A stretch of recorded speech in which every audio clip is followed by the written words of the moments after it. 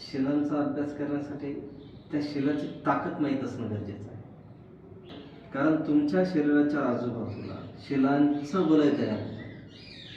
आपण जेवढे शील पालन करतो, आजीवट्टमग्ग शिला 8 शिलांचं जर कमी पालन करत असेल तर माझ्या आजूबाजूला 8 शिलांचं प्रोटेक्शन ऑटोमॅटिक तयार होतं.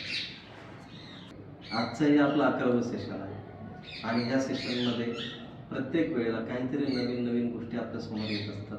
नवीन धर्म आपल्यासमोर उजागर होत असतो. सर्वप्रथम तर मी काय टीचर नाही आहे, मी पण तुमच्यासारखाच प्रॅक्टिशनर आहे. फरक एवढाच आहे की जे कळालं ते प्रत्येकापर्यंत पोहोचावं. आणि सामूहिक ध्यानाचा एक फायदा आहे की आपल्याला एकमेकांना प्रेरणा मिळते, एकमेकांचं ध्यान प्रबळ होण्यासाठी आपल्याला मदत मिळते. म्हणून शून्यागाराची सुरुवात करण्यात आली.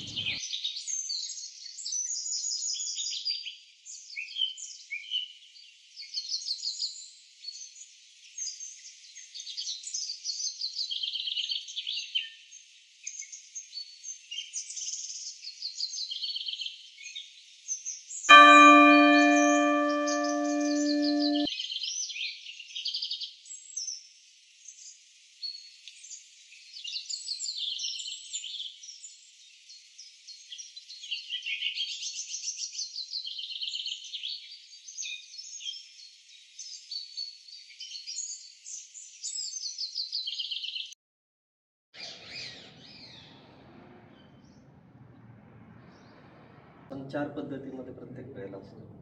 एक बसलेलो असतो किंवा उभा असतो किंवा झोपलेलो असतो किंवा चालत असतो. तर ह्या 4 पद्धतीमध्ये कसं जागृत राहायचं ते बुद्धांनी शिकवलं. ते चालण्याचं ध्यान, वॉकिंग मेडिटेशन. तर चालताना कसं आपण जागृत राहायचं हे याच्यामध्ये शिकवलेलं आहे. तर तो थोडंसं आपण आता एक प्रॅक्टिस करू आणि त्याच्यानंतर परत ध्यानाला बसू.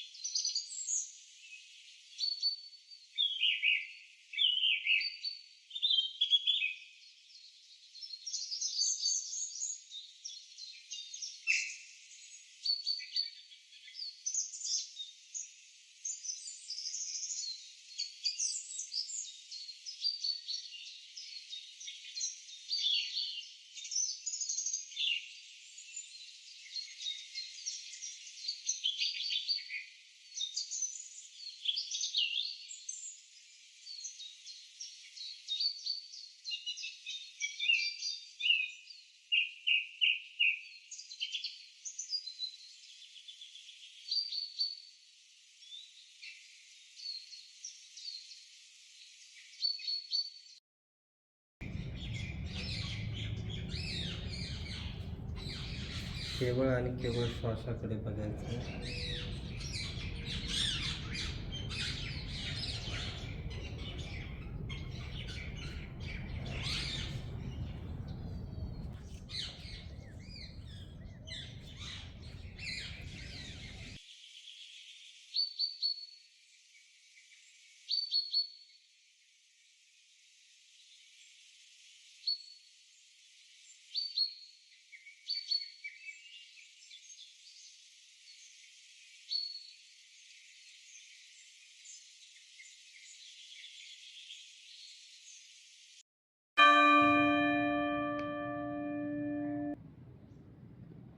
दोन तीन दीर्घ श्वास घ्या.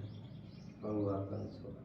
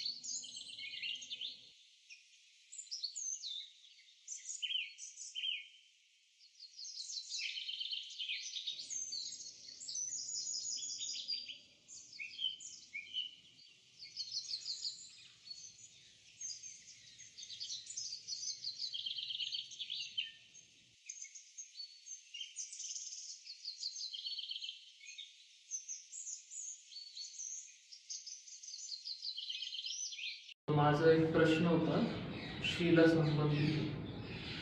शीलमध्ये जे चौथं शील आहे, मुसावादा वेरमणी सिक्खापदं समाधी आहे, त्याचे अजून 3 भाग आहेत I think.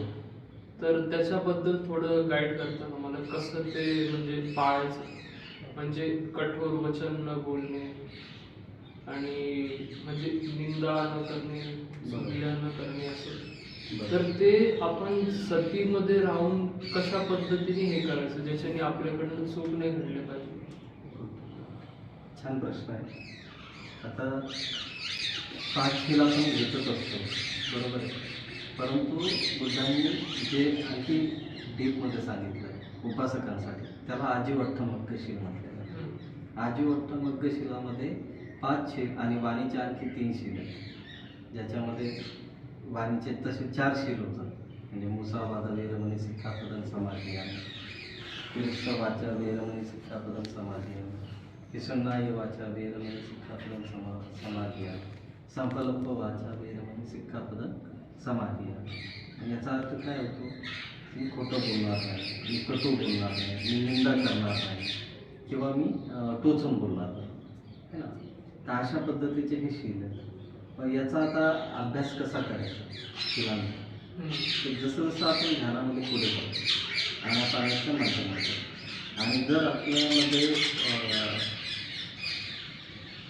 कठोरता असावी पण कटुता असावी, है ना. मग हे जर नाही पाहिजे असेल आपल्याला, किंवा आपल्याला याच्यावरती काम करायचं असेल, तर मैत्री भावनेचा आपल्याला जास्तीत जास्त अभ्यास करावा. कारण जेवढं चित्त आपलं मैत्रीयुक्त असेल तेवढं आपलं वाणीवरती प्रभुत्व मिळण्यासाठी आपल्याला मदत होते. कारण मैत्रीयुक्त चित्तामध्ये तुम्ही खोटं नाही बोलणार, आनापानामध्ये तुमची जागृती वाढते, बरोबर आहे.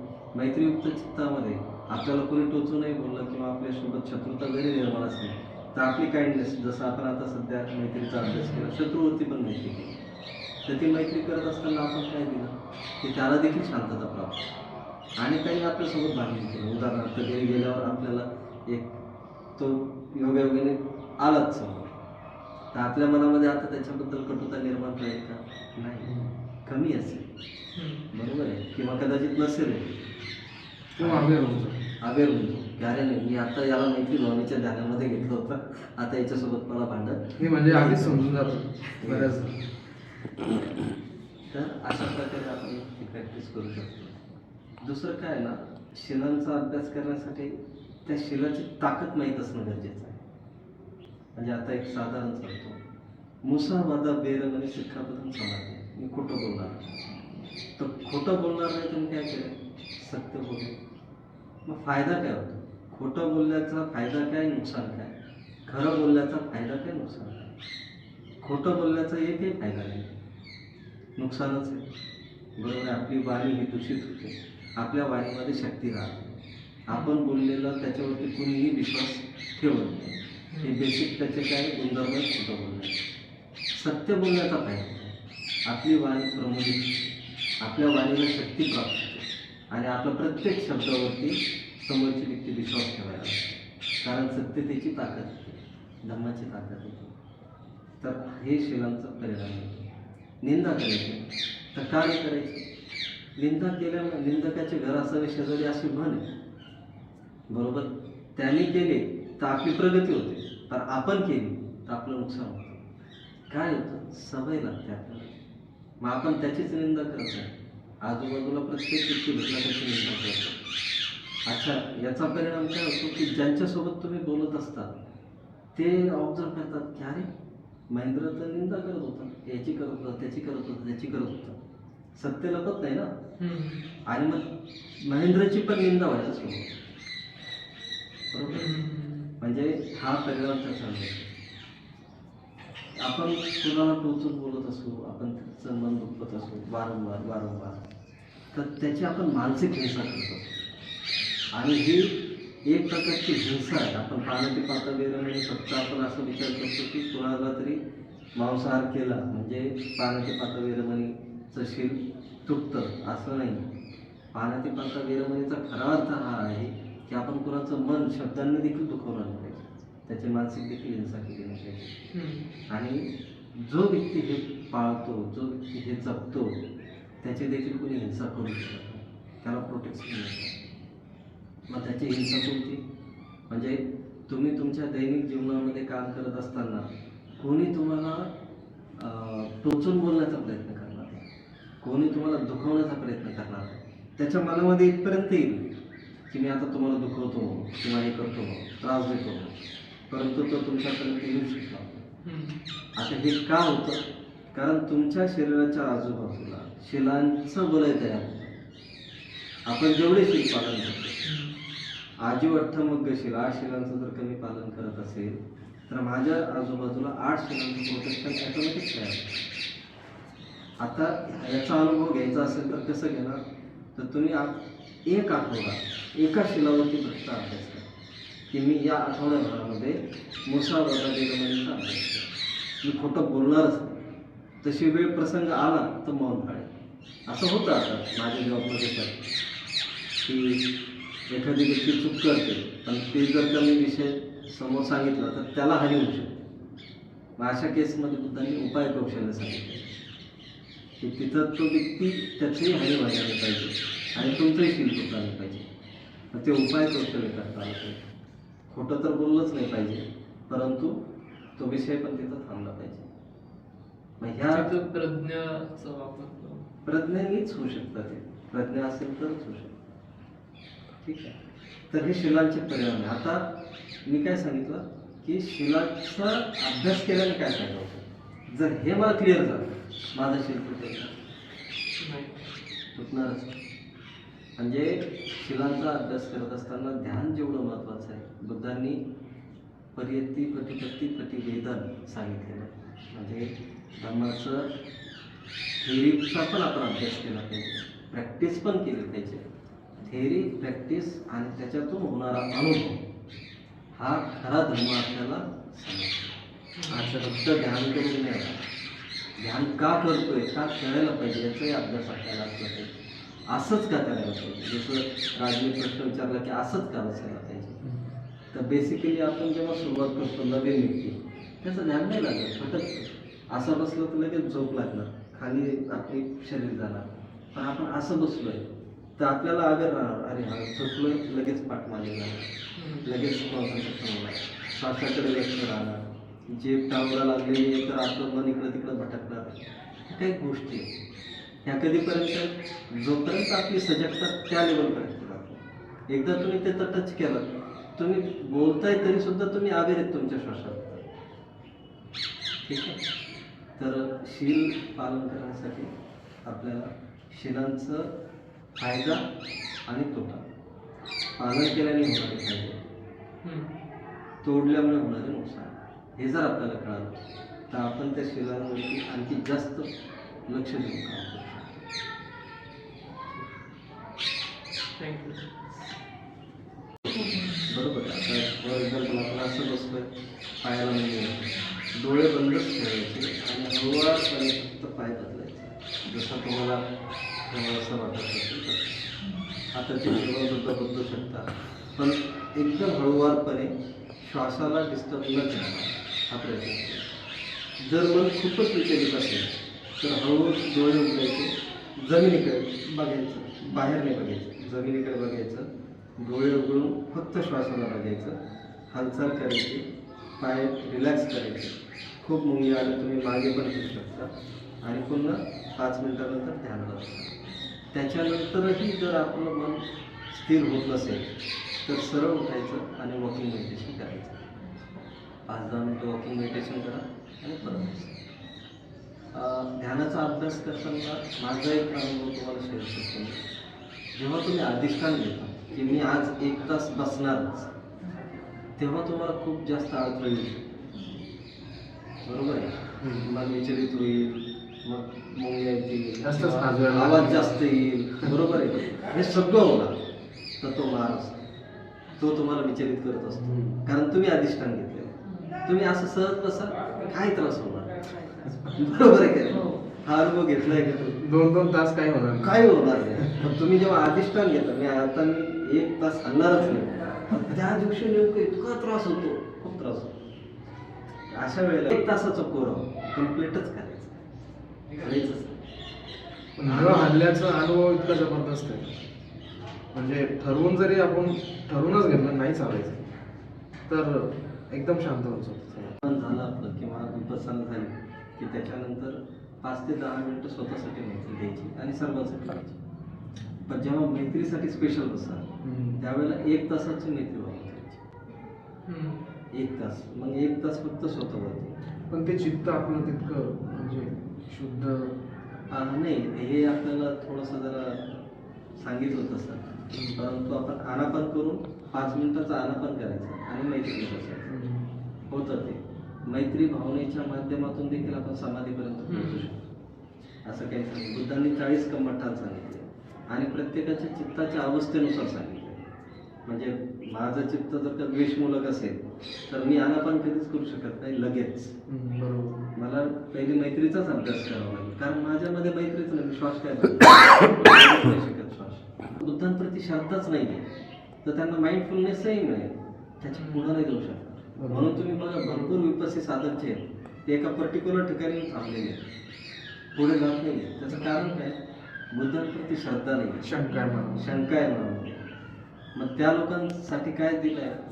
बुद्धानं स्मृती दिली, बुद्धांचे 9 गुण आणि त्या 9 गुणांवरती ध्यान शिकवलेलं आहे.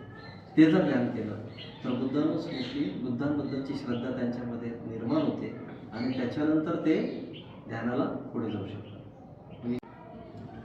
मी दीपाली शेजवळ. हे माझं पहिलं शून्यगारामधलं अनुभव आहे. तर मला खूप छान वाटलं. सरांनी खूप चांगल्या पद्धतीने मला गाईड केलं, त्याबद्दल त्यांचं धन्यवाद. छान वाटलं, मला खूप प्रसन्न वाटलं. मी राज शेजवळ. माझं 3रं किंवा 4थं सेशन असेल कदाचित. पावसाळ्याच्या सेशन नंतर आता हिवाळ्यामध्ये इतकी थंडी असताना सेशन घेतलं, तरी पण बऱ्यापैकी आलेत, सगळे जमलेत आणि आजचं सेशन खूपच सुंदर होतं.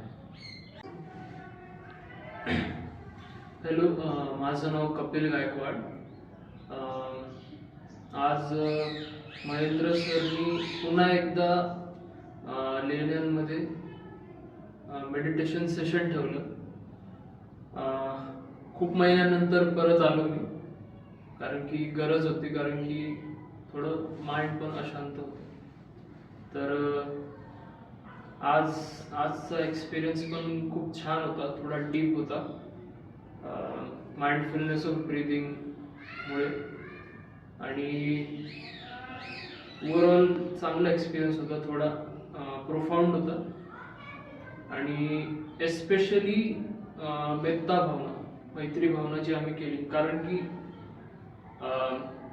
सध्या गरज होती मला. थोडं माइंड हे होतं आणि काही घटना अशा घडल्या होत्या त्याच्यामुळे ते करणं गरजेचं होतं. तर त्याच्यामुळे खूप चांगला अनुभव झाला आणि त्यांनी खूप चांगल्या पद्धतीने गाईड केलं. नवीन म्हणजे मॅम पण आलेत, सर तर होते. तर खूप छान अनुभव झाला. थँक्यू.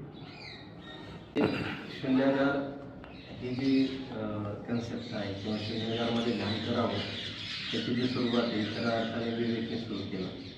विवेकने ऑर्गनाईज केलं त्याच्या माध्यमातून आणि डिसिजन घेतला. मी लगेच त्यावेळेला बोललो की यस, आपण शून्यागार सुरू करूया.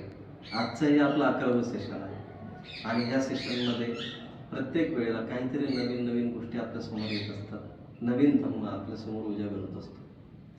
सर्वप्रथम तर मी काय टीचर नाही आहे, मी पण तुमच्यासारखाच प्रॅक्टिशनर आहे. फरक एवढाच आहे की जे कळालं ते प्रत्येकापर्यंत पोहोचावं आणि सामूहिक ध्यानाचा एक फायदा आहे की आपल्याला एकमेकांना प्रेरणा मिळते, एकमेकांचं ध्यान प्रबळ होण्यासाठी आपल्याला मदत मिळते. म्हणून शून्यागाराची सुरुवात करण्यात आली. दुसरं, शून्यागार का? लेणीच्याच सहवासात का? कारण लेणी जी बनलेली आहे ती लेणीचा उद्देश आहे की ते स्वधर्म अभ्यासाचं केंद्र होतं. नाही तर भिक्खू राहायचे, भिक्खू ध्यान करायचे, भिक्खू धर्माचा अभ्यास करायचे आणि हे उपासकांना देखील प्रेरणास्त्रोत होतं धम्ममार्गावरती येण्यासाठी. ते अबाधित राहावं, त्याची ओळख लोकांपर्यंत पोहोचावी, याचं खरं निर्माण कशासाठी झालेलं आहे हे लोकांपर्यंत जावं, यासाठी देखील शून्यागारची आपण सुरुवात केली. आणि आपलं ध्यान प्रबळ बनण्यासाठी इथं मदत मिळते. इथे व्हायब्रेशन्स आहे. या आपण घरी ध्यान करतो आणि इथं ध्यान करतो, आपल्याला तो अनुभव मिळतो. तर तो अनुभव देखील मिळावा यासाठी याची सुरुवात केली. निश्चितच जेव्हाही सेशन होतं आणि तुम्ही सर्वजण जेव्हा येतात तेव्हा मला देखील मदत मिळते, माझं देखील ध्यान प्रबळ होण्यासाठी मदत मिळत असते. त्यामुळे मला तुमच्याबद्दल देखील खूप मैत्री आहे, करुणा आहे आणि ग्रॅटिट्यूड आहे. असंच आपण सर्वांनी मिळून सामूहिक ध्यान केलं पाहिजे, एकत्र आलं पाहिजे. आणखी एक मला हे सांगायचं आहे की शून्यागार फक्त आपण ऑर्गनाईज केलं तेव्हाच यायला पाहिजे असं काही आवश्यक नाही आहे. आता तुम्हाला माहीत झालेलं आहे तर तुम्ही पण देखील संडे असेल किंवा तुम्हाला ज्या दिवशी शक्य आहे त्या दिवशी येऊन मित्रांना घेऊन, जे ध्यानावरती आरूढ आहेत अशा मित्रांना घेऊन तुम्ही इथे येऊन ध्यान करू शकता. आणि ऑलरेडी गाईडलाईन मिळालेले आहेत. धम्मजीवनचं यूट्यूब चॅनल आहे, त्याच्यावरती सगळे सेशन्स लागलेले आहेत. ते देखील तुम्ही त्यावेळेला बघून त्यानुसार देखील प्रॅक्टिस तुम्ही सुरू करू शकता. मी आलो होतो, बहीण भावांना घेऊन आलो त्यावेळी आम्ही इकडे गेलो होतो, मी गाईड करत होतो. आणि ही शून्यागारची जी सुरुवात झाली त्याच्यासाठी मी विवेकचे खूप थँकफुल आहे विवेकला, कारण त्यांनी पुश केलं. असं म्हणतात गुरुजी पण त्यांच्या एका डिस्कोर्समध्ये की धम्म मजबूत करण्यासाठी किंवा बौद्ध शासन मजबूत करण्यासाठी काही गोष्टींची गरज आहे. त्याच्यामध्ये एक टीचरची आवश्यकता आहे जो विनयाचं पालन करणारा असेल, बरोबर आहे. दुसरं, टीचर अवेलेबल आहे परंतु उपासकच नाही, शिकणारा वर्गच नाही, तर काय उपयोग नाही. शिकणारा वर्ग आहे, टीचर आहे, पण स्थानच नाही, बसण्यासाठी व्यवस्थाच नाही, तरीसुद्धा काही उपयोग नाही. तर ही सगळी लोक महत्त्वाची असतात. स्थान निर्माण करणारी, सगळ्या फॅसिलिटीज अवेलेबल करून देणारा उपासकांचा संघ, शिकण्यासाठी आलेला उपासकांचा संघ आणि शिकवणारा टीचर किंवा भिक्खूंचा संघ हा असणं फार गरजेचं आहे. तर ते जर असेल तरच शासन मजबूत होऊ शकतं, धम्म प्रबळ होऊ शकतं. आजचा भाऊ ताई आहे त्यांनी खूप छान प्रकारे ध्यान केलं, मी बघत होतो. आणि वॉकिंग मेडिटेशन पण खूप छान केलं तुम्ही. सर माझी खूप इच्छा आहे म्हणजे हे करण्याची ना, चालेल. आणि यांचा खूप सपोर्ट आहे. म्हणजे मी थोडीशी इकडे तिकडे झाले का हे मला पुन्हा जागेवर आणतात, नाही चल मेडिटेशन करू, चल चल, म्हणजे मला कामातून वेळ काढून देतात. जास्त आयुष्य चालूच आहे ना आपलं. हा. चालूच आहे. कधीतरी स्टेबल व्हायला थांबायला पाहिजे. म्हणजे माइंड खूप असं डिस्टर्ब झालेलं होतं किंवा विचारांनी, तर यांनी पुन्हा जागेवर आणलं, नाही आपण इथं आहे बाबा. ग्रेट. Thank you very much. आज तुम्ही आलात सकाळी. आज जेव्हा या ठिकाणी आलो तर दादानी ती टाकली पोस्ट याची की आज मेडिटेशनला यायचं, आणि अचानक टाकली. तर कसं आपल्याला 2-3 दिवस असले की आपण सांगू शकतो सगळ्यांना. तर मी म्हटलं कोण येईल, तर मला वाटलं की म्हटलं असं माहित होतं की येणार नाही कोणी, म्हणजे की आपणच जाऊ आणि ध्यान करू. पण तुम्ही आले सकाळीच, ऑर्गनायझर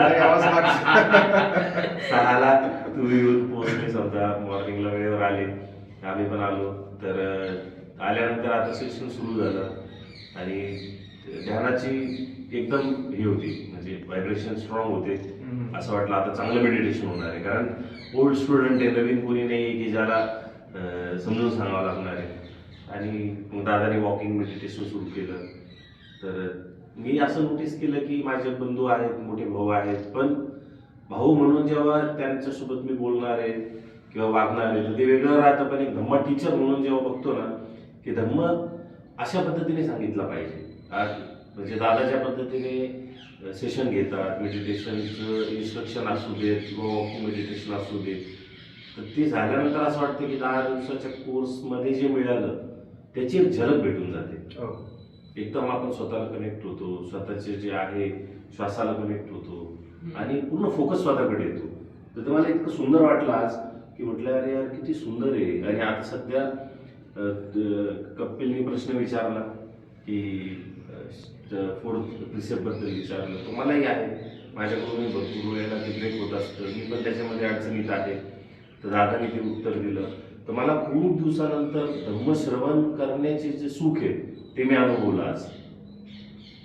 म्हणजे धम्मातलं जे सुख आहे, जे धम्मश्रवण करणे आणि तो चांगल्या व्यक्तीकडून, प्रॅक्टिस करणाऱ्या व्यक्तीकडून ऐकायला मिळणं आणि म्हणजे संघ की आपण सगळे एकत्र ग्रुप सेटिंग करतोय आणि साधक एकत्र आलोय, तर ही भावनाच इतकी जबरदस्त आहे ना, तर मला वाटतं की मग आपण कशाला परेशान आहे. जर आपल्याला इतकं सगळं माहीत असताना मग आपण फक्त एकत्रच आलं पाहिजे ना. तर आजचं सेशन खूप सुंदर होतं आणि मला असं वाटतं की आपण लकी आहोत की जरी माझे बंधू असले तरी अशी व्यक्ती की जी लीड घेऊ शकते. बरोबर आहे. मला जर कोणी म्हटलं की चला तू लीड घ्या, तर मला नाही जमणार ते, है ना. प्रत्येकाला मला- शक्य नाही. हा की बाबा की असा अनुभव देणं, अशा पद्धतीने सोप्या पद्धतीने समजून सांगणं, तर ग्रॅटिट्यूड आहे आमच्याकडून दा तुला. थँक्यू. आणि अपेक्षा आहे की तू आता हे थांबवलं नाही पाहिजे, जास्तीत जास्त लोकांपर्यंत सेशन गेले पाहिजे. मुंबईत जेवढे आपले केव्ज आहेत, अशा कानेरी गुफा आहेत, नाशिकच्या आहेत, तर त्या ठिकाणी आपण ऑर्गनाईज केलं पाहिजे. तिथल्या लोकांना आपण एकत्र आणलं पाहिजे. विजिट पण होईल. व्हिजिट पण होईल. गरज नाही की आपल्याला 50 आणि 100 लोक पाहिजे. 10-15 लोकांचा पण ग्रुप खूप सुंदर आहे. त्याच्यामुळेच म्हटलं भरपूर लोक आले. हा. भरपूर लोक आले ना, बरोबर आहे. तर अतिशय सुंदर सेशन झालं आजचं. आणि जे पीस आहे, जी शांतता आहे, ती मी घेऊन चाललोय आता इकडून. आणि मला असं वाटतं की सेवा जी आहे, हे माझं आता इथून पुढचं एम असणार आहे की जास्तीत जास्त सेवा द्यायची. कारण जर आपण सेवा देऊ शकलो तर कितीतरी लोकांना त्याचा फायदा होऊ शकतो. आणि सेवेचा अर्थ आहे की जास्तीत जास्त लोकांना ध्यानासाठी तयार करणे, ग्रुप सिटिंगसाठी तयार करणे. आपणही यायलाच पाहिजे. आणि मला वाटतं की जे कलेक्टिव्ह जे आपल्याला साध्य होणार आहे ते खूपच सुंदर असणार आहे. बरोबर. तर चालेल, चालेल. थँक्यू व्हेरी मच, तुम्ही सगळे आला. आणि दा थँक्यू व्हेरी मच. थँक्यू.